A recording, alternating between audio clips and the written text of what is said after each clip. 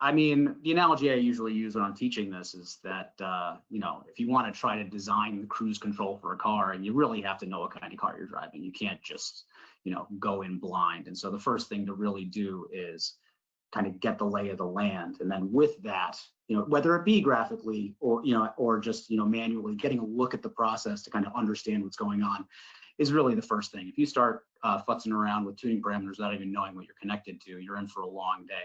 And so here, obviously, we're talking about the overall shape of the process, be it on the left, you're looking at something like temperature or flow. On the right, you're looking at something like level generally, although wave feeders and things like that may also exhibit that kind of behavior. But, you know, so that's kind of the overarching understanding. But then just the other things are really important. I would also add that understanding what you're after, which I think we're going to talk about here in a minute, is also an important thing to understand. But if you can start with some knowledge before reaching the tuning process, you're going to be well ahead of the game and not have to double back a lot during your process. So yeah, as I alluded to here, the first step would be kind of the first two steps there, right? Your control objective is kind of what I was alluding to there in the last slide, is that you want to know your process, but you also want to know what you're after.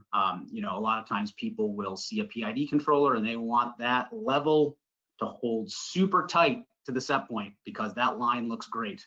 But if you got a surge tank, that is not what you want, because if the level is held perfectly solid, any disturbance that comes into that tank is going to be immediately passed out the bottom. So essentially you've turned that tank into a fat spot in the pipe.